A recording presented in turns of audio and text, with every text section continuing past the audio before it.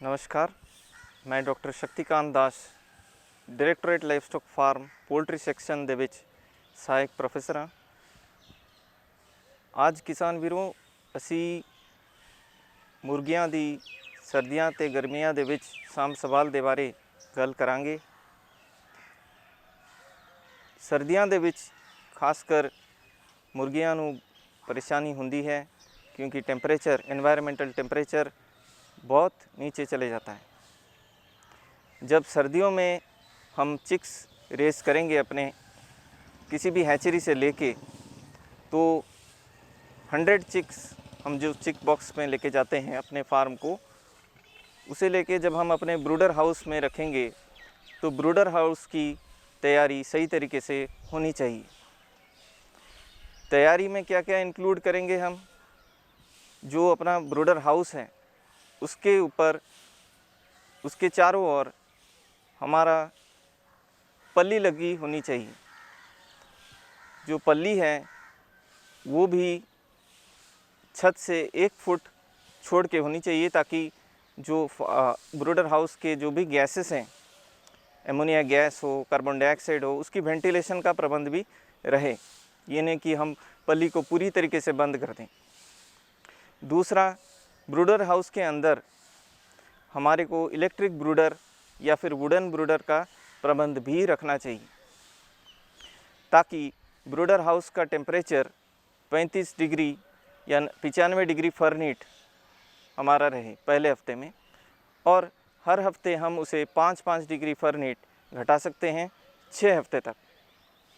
तो ये हमारा चिक स्टेज में हाउस का टेम्परेचर रेगुलेटेड रहेगा।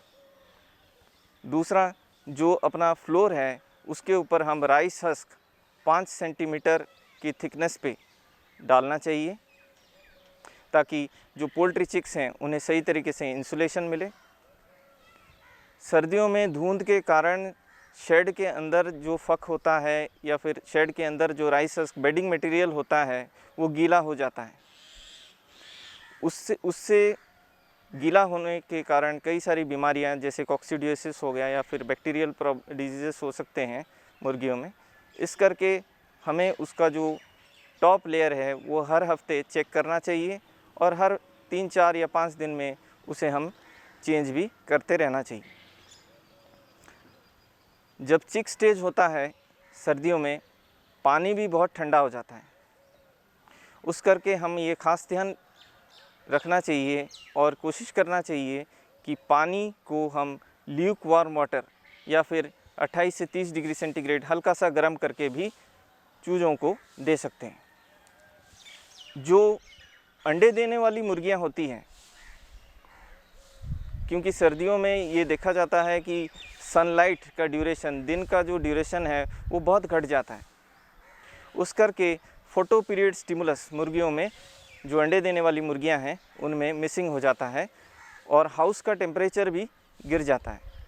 उस करके उनका एग प्रोडक्शन या अंडे देने का जो डेली एग प्रोडक्शन है वो घट जाता है।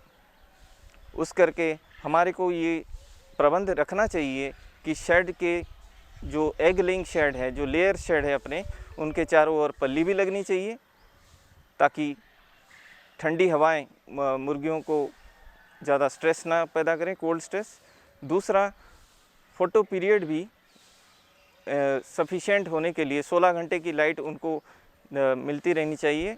उस करके शेड के अंदर बल्ब या लाइट का प्रबंध भी सही तरीके से रहना चाहिए। ठंडियों में जो अंडे देने वाली मुर्गियां हैं वो पानी भी घट पीती हैं, उस करके उनके लिए नेफ्राइटिस जैसी प्रॉब्लम भी हो सकती है। कुछ हर्बल नेफ्रोटॉनिक्स हम उन्हें पानी में मिला के दे सकते हैं, और हल्का सा ल्यूक वार्म वाटर भी या फिर हल्का सा गर्म जो 28 डिग्री सेंटीग्रेड अगर उसका प्रबंध भी करें तो बहुत अच्छा उनके लिए रहेगा। तो ये थी ठंडी में कुछ प्रबंध करने के, जो मुर्गियों में जो प्रबंध होना चाहिए मुर्गी फार्म पे, उसके बारे में हमने बताया।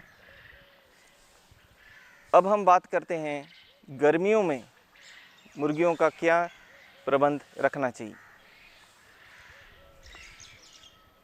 गर्मियों में जो चिक्स होते हैं वो गर्म हवा या शेड का टेम्परेचर बढ़ जाने के कारण उन्हें हीट स्ट्रेस होता है, उनकी ग्रोथ घट जाती है। पानी उनका गर्मियों में वो 3 से 4 गुना ज़्यादा पानी पीने लगते हैं। उस करके हमें जो अपना जो ब्रूडिंग स्पेस है उसमें जो हम चिक्स रेज़ करते हैं वो उनको फ्लोर स्पेस 10% एक्स्ट्रा देना चाहिए। उन्हें सफिशिएंट पानी, जो चिक स्टेज होते हैं मुर्गियों को, सफिशिएंट वाटरर्स, ड्रिंकर्स शेड के अंदर रहना चाहिए ताकि उनको 24 घंटे पानी मिले।